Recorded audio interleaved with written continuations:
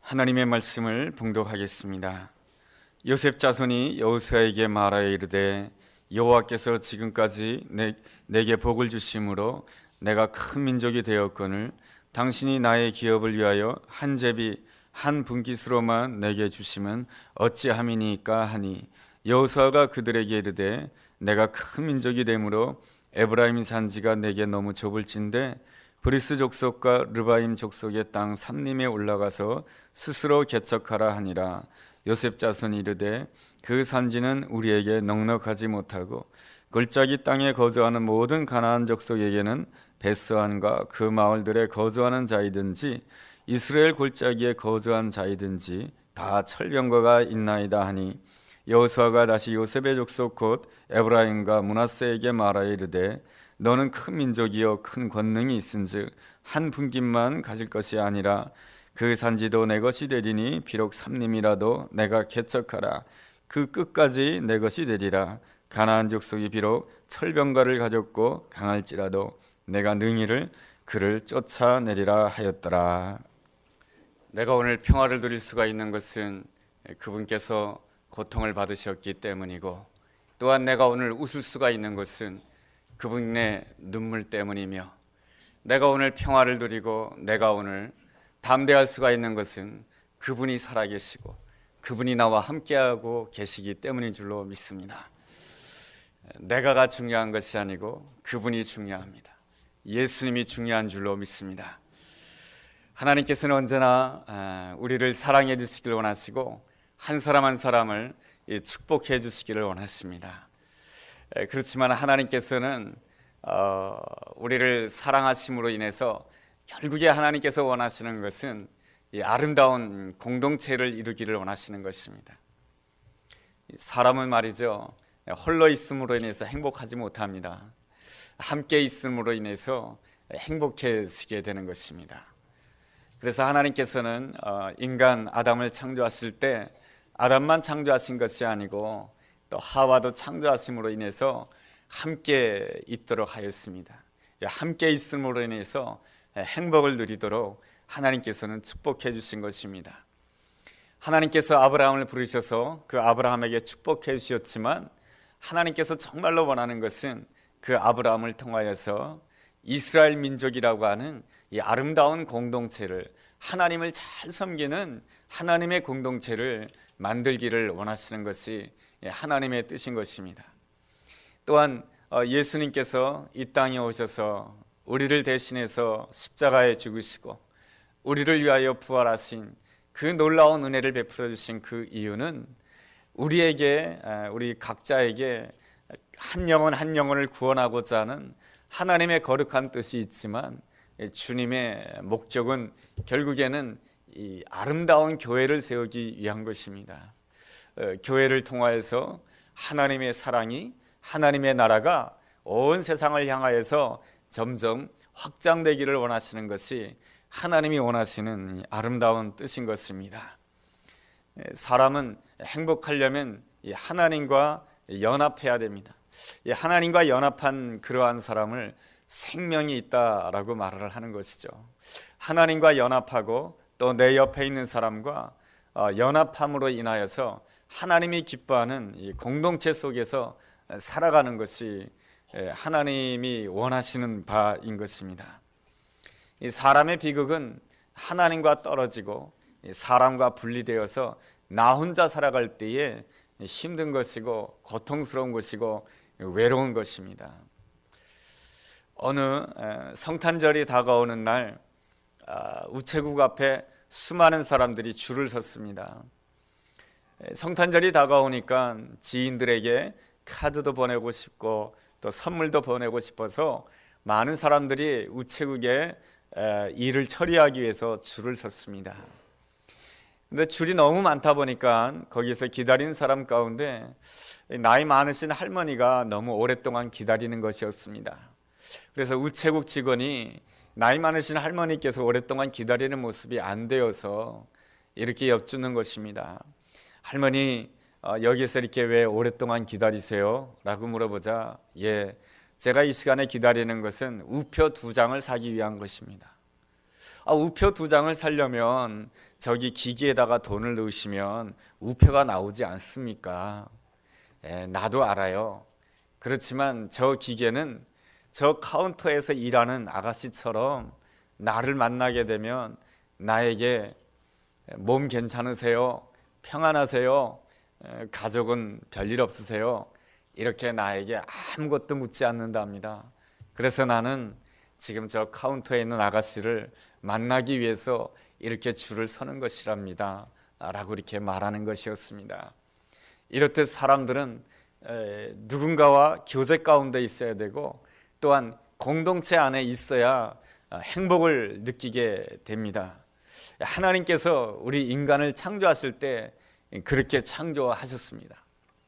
하나님 자신도 홀로 존재하시는 하나님이 아니십니다. 하나님 자신도 공동체로 존재하시는 하나님이십니다. 우리가 하나님을 고백할 때에 삼위일체 하나님으로 고백하게 됩니다. 성부 하나님, 성자 하나님, 성령 하나님, 세 분 하나님께서는 언제나 내 마음대로 하지 아니하시고 서로를 존중하면서 서로에 대해서 헌신하면서 기뻐하고 즐거워하시는 분이 하나님이십니다. 이렇게 서로를 존중하면서 서로에 대해서 헌신하는 기쁨이 얼마나 놀랍고 얼마나 대단한지 하나님께서는 우리 인간을 창조하실 때에 하나님의 형상대로 창조하셨습니다. 그래서 인간이 공동체를 이루면서 서로 존중하면서 서로 헌신하며 살아가기를 원하시는 것이 하나님의 뜻인 것입니다. 그래서 우리에게 향하신 하나님의 비전이 무엇이냐면 공동체를 아름답게 세우라라고 하는 것입니다.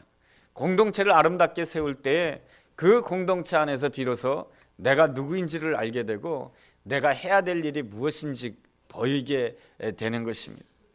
홀로 있게 되면 내가 누구인지 알 수가 없습니다. 혼자 있게 되면 내가 무엇을 해야 될지 알 수가 없습니다. 사람은 말이죠, 함께 있음으로 인해 가지고 내가 누구인지 알게 되고 내가 할 일이 무엇인지를 잘 알 수 있게 되는 것입니다.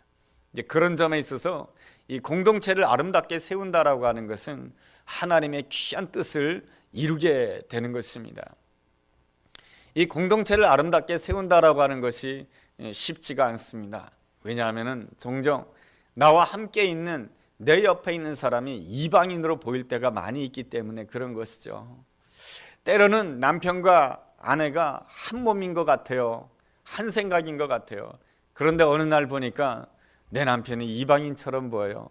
어느 날 보니까 내 아내가 이방인처럼 보여요. 내 자녀들은 이때까지 내가 키운 자녀들이에요. 내가 먹이고 내가 입히고요, 내가 공부시켰어요. 나와 같을 거라고 생각해요. 그런데 어느 날 보니까 내 자녀가 전혀 이방인 같아요. 내 생각과 너무 다른 내 자녀의 모습을 보게 됩니다. 우리가 교회에서도 신앙생활을 하게 됩니다. 우리 교회의 역사가 60년이 됩니다. 그렇지만은 함께 신앙생활을 하는 사람들을 보면 때로는 저분이 직분자인가? 저분이 그리스도인인가? 저분이 하나님의 사람인가? 저 사람은 왜 저렇게 생각하지? 아무리 보아도 이방인처럼 보이는 것입니다. 하나님께서 원하시는 이 아름다운 공동체를 이루기 위해서는 이방인까지 품고자 하는 이 아름다운 마음을 가져야 하나님이 기뻐하시는 귀한 이 공동체를 세울 수가 있고 또한 그 속에서 하나님이 주시는 놀라운 기쁨, 더 큰 은혜를 누릴 수 있는 줄로 믿습니다. 그런데 이 아름다운 공동체를 이루기 위해서 방해가 되는 것이 있습니다. 그것이 뭐냐면은 우리 마음 가운데 있는 이 특권 의식입니다. 이 공동체 안에는 아무래도 사람이 다 똑같지 않습니다. 더 수고한 사람이 있고요, 더 똑똑한 사람이 있고요, 더 잘난 사람이 있고요, 더 성공한 사람이 있습니다. 그러다가 보면은 더 수고했다라고 하는 것 때문에, 더 헌신했다라고 하는 것 때문에, 더 노력했다라고 하는 것 때문에 자신도 모르게 권력에 대한 그 욕망을 가지게 됩니다. 내 생각, 내 뜻대로 모든 것을 하고 싶어하는 이 권력에 대한 욕망을 가지게 됩니다. 여러분, 부부간에 갈등이 생기는 이유가 무엇입니까? 내가 더 수고했다고 생각하기 때문에 그렇습니다.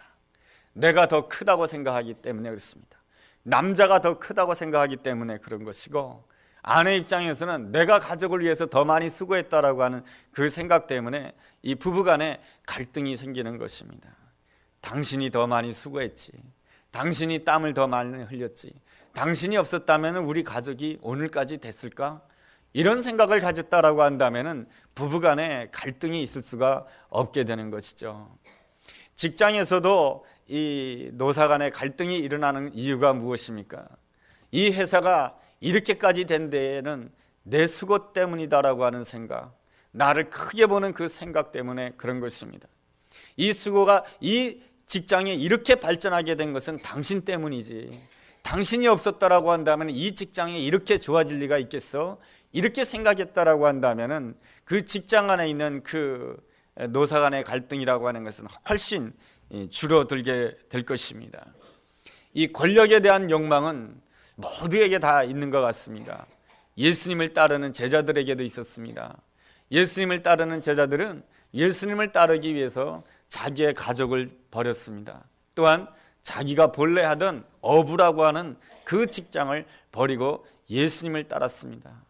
정말로 예수님을 따라다녔던 제자들은 예수님을 사모하는 그 어느 누구보다도 더 많이 수고했고 더 많이 헌신했던 사람들입니다. 그런데 말이죠, 이 제자들은 더 많이 수고했고 더 많이 헌신했다라고 하는 그 생각 때문에 권력을 향해 마음이 움직여지고 있습니다. 예수님이 왕이 되신다라고 한다면 내가 주의 우편에 앉게 하소서, 내가 주의 좌편에 앉게 하소서라고 예수님께 요구하는 그러한 모습을 보여주게 됩니다. 그러한 모습에 대해서 예수님께서 뭐라고 말씀해 주신 것입니까? 인자가 이 땅에 온 것은 섬김을 받으려 온 것이 아니고 섬기려고 이 땅에 오셨다라고 말씀해 주고 있습니다. 특권이라고 한다면은 예수님이 가장 큰 특권을 가지신 분 아니겠습니까? 예수님은 하나님 보좌 우편에 앉아 계신 하나님의 아들이었습니다. 어느 누구보다도 가장 탁월한 특권을 가지신 분이 바로 예수님이셨습니다. 그렇지만 예수님의 아름다움이라고 하는 것은 자신에게 있는 그 특권을 가지고 자신을 위해서 쓰지 않았다라고 하는 것입니다. 그러기에 예수님께서는 온 인류를 포용할 수가 있었고 온 인류를 구원하시는 놀라운 역사를 감당할 수가 있었던 것입니다. 예수님이 이 땅에 사는 공생의 기간에 끊임없이 사단이 예수님을 시험하였습니다. 예수님이 시험한 것이 뭔지 아십니까? 너의 특권을 너를 위하여서 쓰라. 이것이 바로 사단의 시험이었던 것입니다.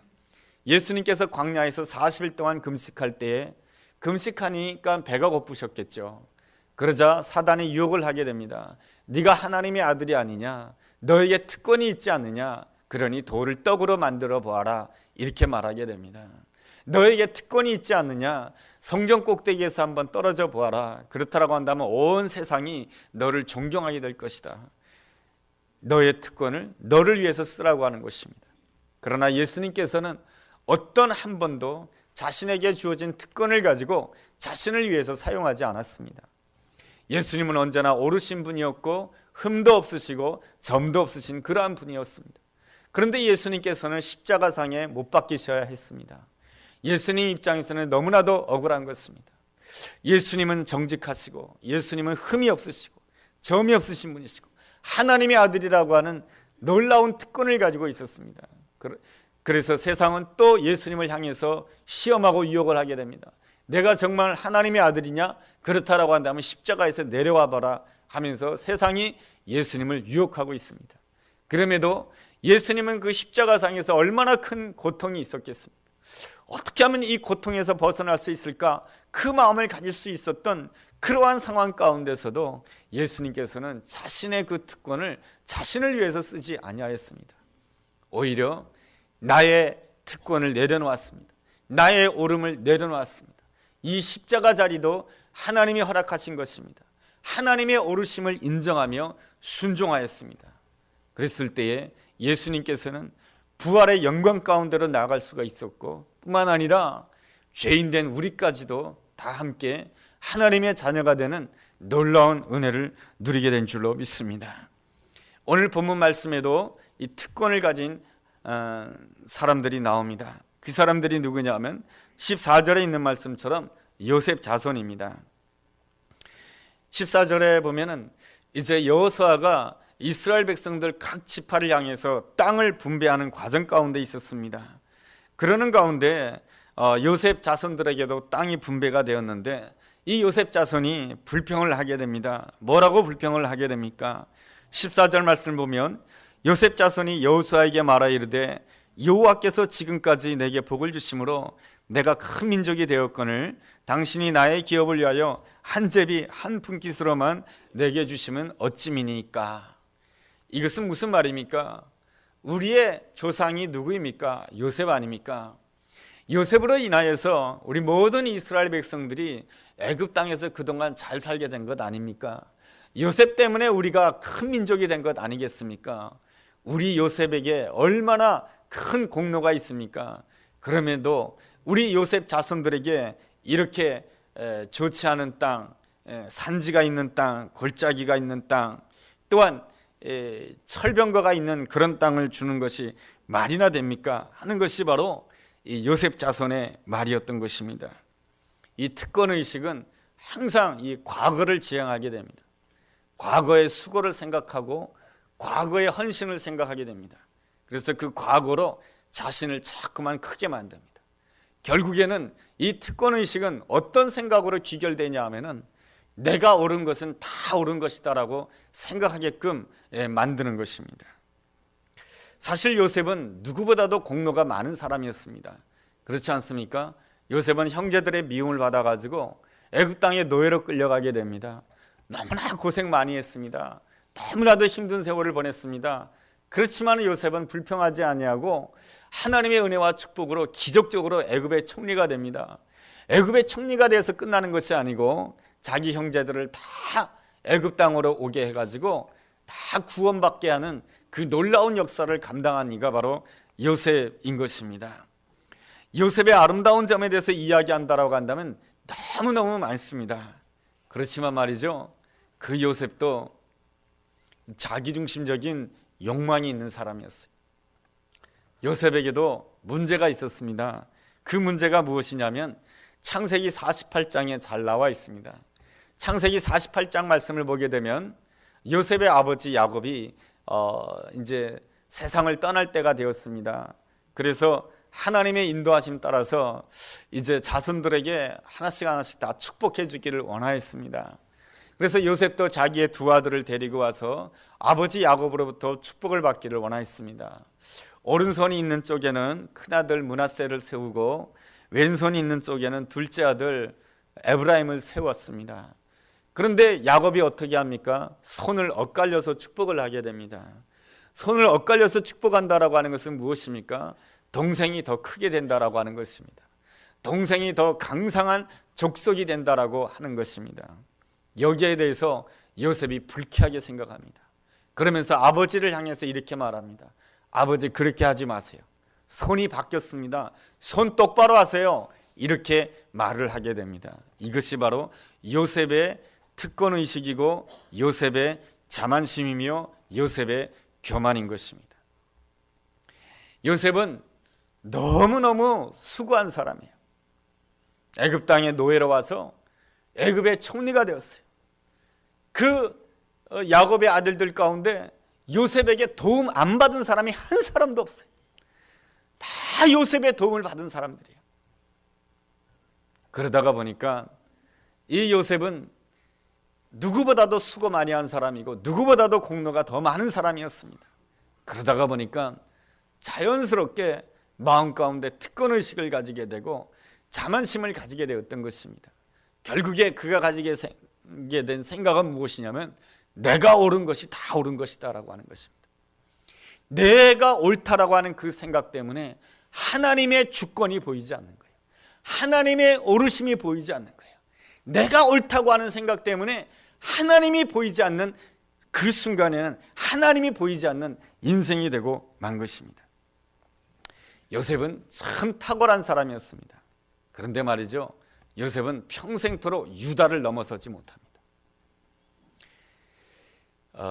야곱의 12아들 가운데 장자의 명분은 당연히 요셉에게 주어져야 될 것 같습니다. 왜냐하면 모두가 다 요셉 때문에 살았기 때문에 그런 것이죠. 요셉의 도움을 안 받은 사람이 한 사람도 없어요. 그런데 하나님께서는 이 요셉에게 장자의 명분을 주지 않습니다. 대신 누구에게 줍니까? 유다에게 장자의 명분을 주십니다. 유다가 네 번째 아들이죠. 그런데 유다에게 장자의 명분을 주십니다. 그래서 유다를 통해서 이스라엘 땅에 다윗의 시대가 오게 하시고, 또한 유다의 자손을 통해서 이 땅에 예수 그리스도가 탄생하게 하는 놀라운 역사를 행하십니다. 그렇다라고 한다면 왜 하나님께서는 누구보다도 수고가 많았고 누구보다도 똑똑했고 누구보다도 지혜로웠던 왜 요셉에게 장자의 명분을 주지 아니하시고 왜 유다에게 장자의 명분을 주시고 더 축복해 주셨겠습니까? 그것은 유다에게도 물론 부족한 점이 있었습니다. 동생 요셉을 팔 때에 함께 동조했던 사람입니다. 못난 인생인 것입니다.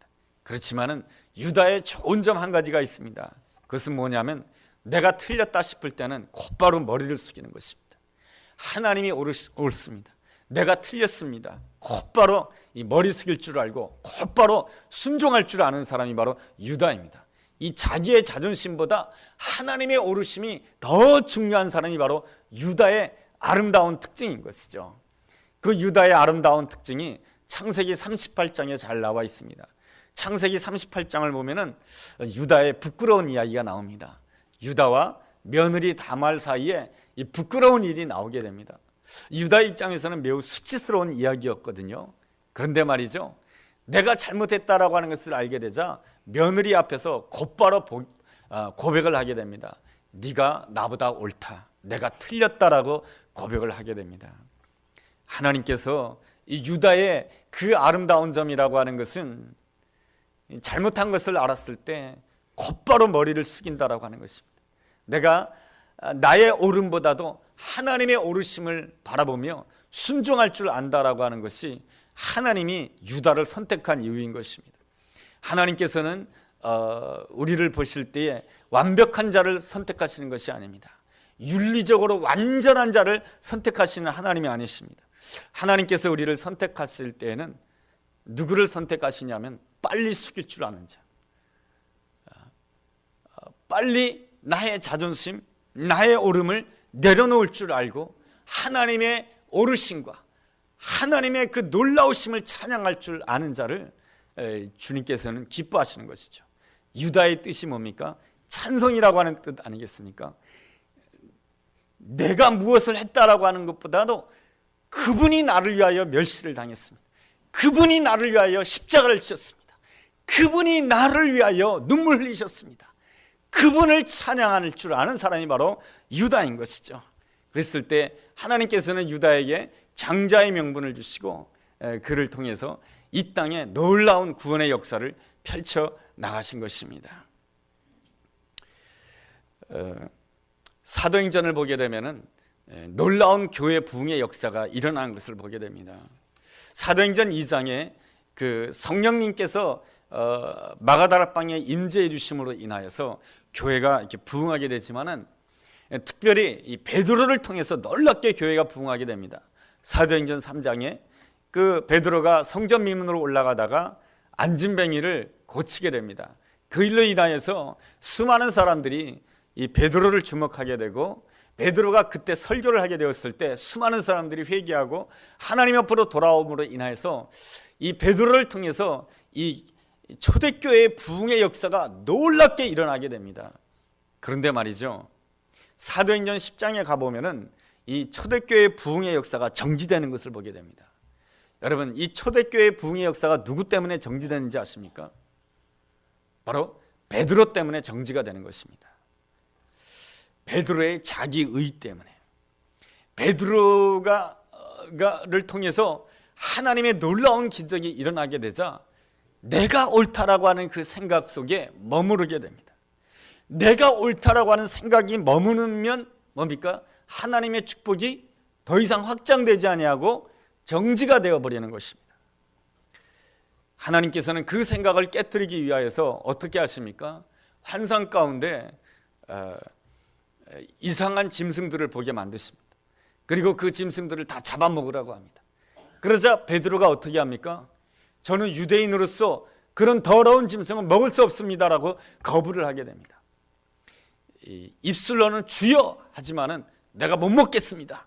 입술로는 예수님이 나의 주님이십니다 라고 고백하지만은 내 삶과 행동은 난 못하겠다, 이러한 것입니다. 내가 받아들이지 못하기 때문에 못하겠다라고 합니다. 이러한 환상이 3번씩 이 베드로에게 주어지게 됩니다.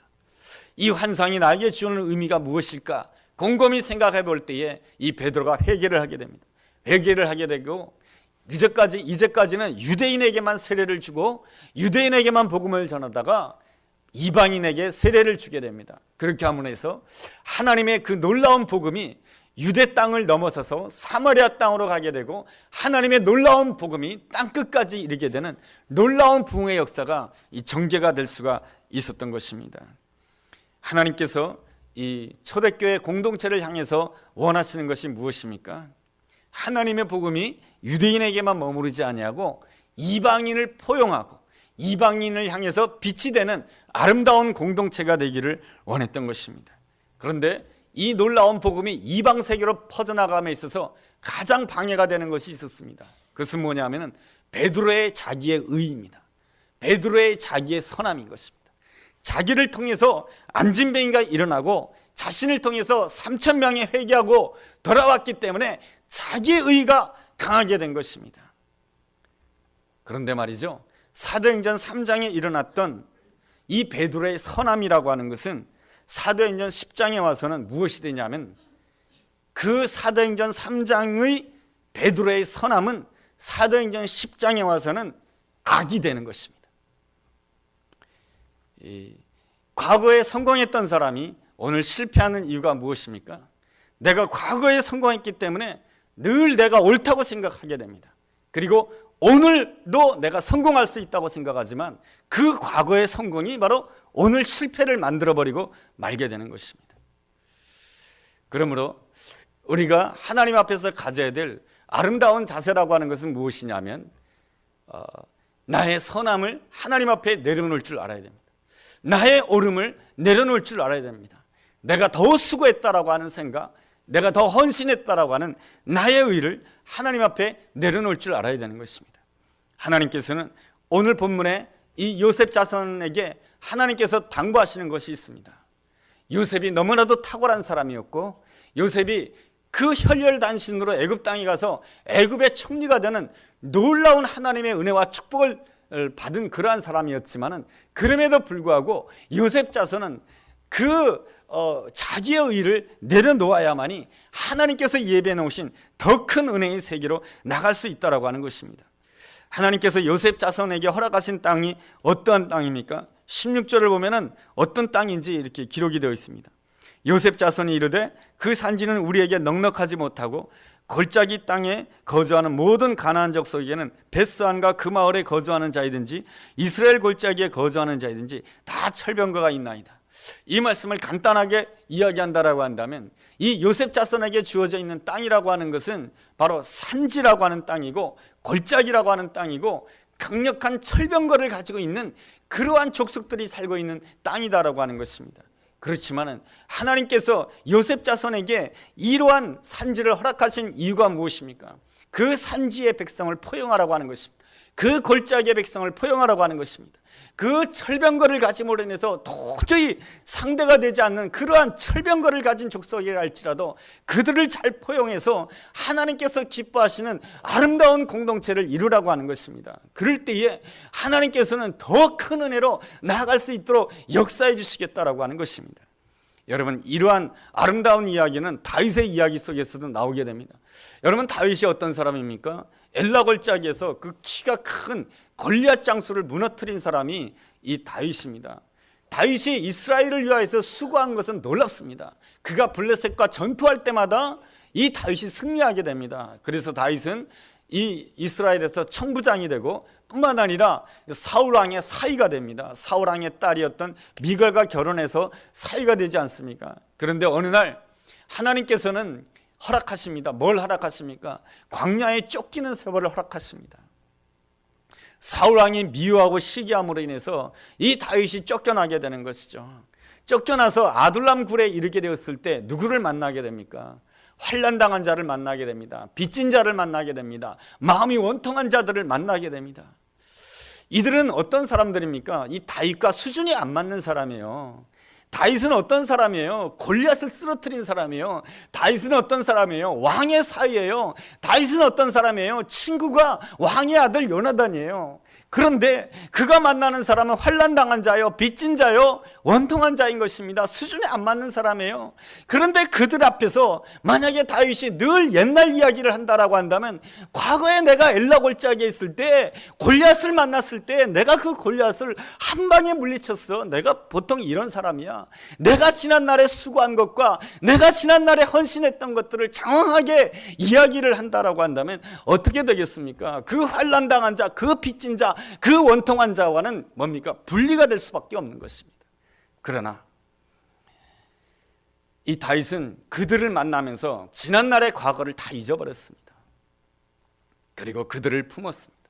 하나님께서 왜 다윗으로 하여금 그 환난당한 자, 빚진 자, 그리고 또한 원통한 자를 만나게 하신 것입니까? 왜 동굴 가운데서 살게 하신 것입니까? 바로 지난날의 수고가 통하지 않는 자리를 인도하신 것입니다. 지난날에 골리앗을 물리쳤다라고 하는 공로가 이 아둘람 동굴에서는 아무것도 통하지 않는 것이에요. 왜 지난날의 그 과거가 오늘의 아무것도 통하지 않는 자리로 하나님께서 인도하신 것인가? 그것은 바로 하나님께서 다윗을 위해서 예비해 놓으신 놀라운 은혜가 있다라고 하는 것입니다. 하나님께서 예비해 놓으신 더 큰 은혜와 놀라운 은혜로 나가기 위해서는 지난날의 수고를 헤아려서는 안 된다라고 하는 것이죠. 하나님께서 예비해 놓으신 더 큰 은혜로 나가기 위해서는 지난날에 내가 헌신했고 수고했던 것들을 손가락으로 꼽아가면서 내가 헤아리게 되면은 나의 공로를 가지고는 결단코 하나님이 예비해 놓으신 더 큰 은혜로 나갈 수 없다라고 하는 것이죠. 지난날의 과거는 과거로 묻어버리게 되고 앞으로 하나님이 행하실 새 일에 참여하고자 하는 아름다운 마음을 가져야 된다고 하는 것입니다. 고린도후서 5장 17절 말씀에 주님께서는 우리에게 이렇게 말씀하십니다. 너희들은 새로운 피조물이라고 말이죠. 이전 것은 지나갔으니 보라 새 것이 되었도다라고 말씀해 주고 있습니다. 주님께서 행하시는 모든 일은 다 새로운 일인 줄로 믿습니다. 그 새로운 일에 참여하기 위해서는 그 이전 것은 다 지나가야 되는 것입니다. 지난날에 수고했던 것, 지난날에 땀 흘렸던 것, 지난날에 헌신했던 것, 지난날에 열심히 기도했던 것, 지난날에 열심히 성경 공부했던 것, 지난날에 열심히 출석했던 것, 그 모든 것들을 다 내려놓아야 된다라고 하는 것입니다. 세상에서는 마일리지가 통합니다. 그죠? 이 마일리지를 많이 쌓게 되면 비행기 한 번 더 탈 수가 있어요.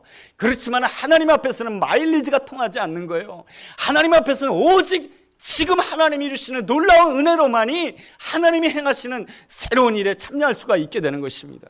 그래서 하나님께서는 다윗에게 광야로 몰아가신 거예요. 광야에서는요, 옛날에 골리앗 장군을 이겼다고 하는 그것이 다 소용없어요. 오직 그 광야에서는 누구만 의지해야 되냐면 하나님 한 분만 의지해야 되는 것입니다. 오직 믿음으로만 이 광야를 이길 수가 있는 것입니다. 오직 믿음, 오직 은혜만을 사모하는 자가 되었을 때 하나님께서는 이 다윗을 위해서 예배 놓으신 은혜가 얼마나 큰지 몰라요. 그 환난당한 자, 빚진 자, 원통한 자였지만은 그 400명을 통해서 하나님께서는 다윗을 이스라엘의 왕으로 세워주시고 뿐만 아니라 이스라엘 역사 가운데 가장 강한 시대를 하나님께서 허락해 주셨고 그 다윗 의 후손 가운데 예수 그리스도가 탄생하게 되는 놀라운 역사를 행해 주신 것입니다. 이것이 바로 하나님이 행하신 새 일인 줄로 믿습니다. 그런데 말이죠, 이 다윗이 골리앗을 이긴 것을 늘 생각하면서 내가 옛날에 골리앗을 이겼지, 맨날 그거 생각하면서 자기 의의를 드러내면은 하나님의 축복이 거기서 끝나는 거예요. 하나님께서 왜 요셉으로 하여금, 이 요셉 자손으로 하여금 산지 백성, 골짜기 백성, 철병거 가진 백성, 이 철병거는 아예 벽 같아요. 왜 하나님께서 오늘 나의 삶 가운데 철병거를 가진 인생을 나에게 붙여줬을까? 그 철병거 가진 인생이 내 남편일 수도 있고, 내 아내일 수도 있고, 내 가족일 수도 있고, 나와 함께 신앙생활하는 성도일 수가 있고, 직장의 누군가의 동료일 수도 있다라고 하는 것입니다. 왜 하나님께서 그들을 나에게 붙여준 것입니까? 그 앞에서는 지난날에 내가 수고했던 것, 그 모든 것이 통하지가 않아요. 마일리지가 통하지 않아요. 오직 하나님의 은혜가만 있어만이 이것을 감당할 수가 있는 것입니다. 그래서 요셉 자손으로 하여금 하나님의 은혜, 오직 하나님을 믿음으로 나의 오름을 내려놓으라고 하는 것이 하나님께서 의도하시는 바인 것입니다. 그렇지 않고 요셉 자손이 매일같이 그 옛날의 그 요셉을 이야기하면서 요셉이 애굽 땅에 가서 그 요셉이 그 애굽 땅에서 애굽의 총리가 됐어. 그 총리가 됨으로 해서 우리가 다 잘 살게 되었어. 맨날 그 생각했다라고 한다면 그 모든 축복은 과거로 끝나는 것입니다. 그렇지만 하나님께서는 원하지 않습니다. 그 과거의 축복이 다음의 축복으로 이어지길 원했던 것입니다. 더 큰 축복으로 이어지길 원했던 것입니다. 그래서 하나님께서는 이 요셉 자손에게 산지 백성을 붙여주시고 골짜기 백성을 붙여주시고 철병거 백성을 붙여주신 것입니다. 그래서 이 요셉 자손이 그 모든 것을 포용하고 그 모든 것을 믿음으로 감당하고자 했을 때 하나님께서는 이 요셉 자손에게 더 좋은 땅, 결국에는 더 비옥한 땅으로 인도해 주셨습니다. 이것이 바로 하나님이 인도하시는 아름다운 역사인 줄로 믿습니다. 그러므로 우리는 오늘 우리 앞에 어떤 문제가 있을 때 내가 이때까지 기도하고 내가 이때까지 충성했는데 왜 하나님께서는 나에게 이러한 어려운 산지를 나한테 주시냐 이겁니다. 그것은 나로 하여금 지난날의 과거를 전부 다 내려놓으라고 하는 것이고 나의 오름을 내려놓으라고 하는 것이고 오직 하나님의 오르심을 선포하면서 믿음으로 순종하라고 하는 것입니다. 그랬을 때에 지난날에 내가 누렸던 그 은혜보다 더 큰 은혜로 나가게 될 줄로 믿습니다. 우리 교회가 60년의 그 역사보다 우리가 지난날의 그 모든 수고, 지난날의 땀, 지난날의 헌신, 그것이 다 아름다운 것이지만은 그러나 오늘 이 순간에는 내가 그 모든 것들을 다 내려놓아야 되는 것입니다. 오늘 이 순간에 승리할 수 있는 것은 오직 예수 그리스도만이 없는 줄로 믿습니다. 오직 예수 그리스도를 믿음만이, 주님만이 나를 구원하실 수 있는 줄로 믿습니다. 그 사실을 믿고 오직 주님만을 바라볼 때에 우리는 지난날에 내가 받았던 그 은혜보다 더 큰 은혜로 나가게 될 줄로 믿습니다. 그 아름다운 은혜가 우리 모두에게 함께하게 되기를 주님의 이름으로 축원합니다. 기도하겠습니다. 하나님 아버지, 우리가 하나님의 은혜를 많이 받았으면서도 우리에게 주어진 그 은혜를 통해서 더 앞으로 더 큰 은혜로 전진하지 못하였습니다. 그것은 늘 과거의 신앙생활, 과거의 수고를 기억하며 나의 오름을 주장하였기 때문에 그렇습니다. 주님, 우리의 어리석음을 용서하여 주옵소서. 주여, 이제 나의 오름을 내려놓기를 원합니다. 내가 지금 어떠한 형편 가운데 있다 할지라도 이 자리로 인도하신 분은 하나님이십니다. 하나님의 오르심을 인정하며 믿음으로 순종하게 하여 주옵소서. 그리함으로 인해서 지난날 내가 누렸던 그 은혜보다 더 큰 은혜로 나아가는 복된 사람 되게 하여 주시옵소서.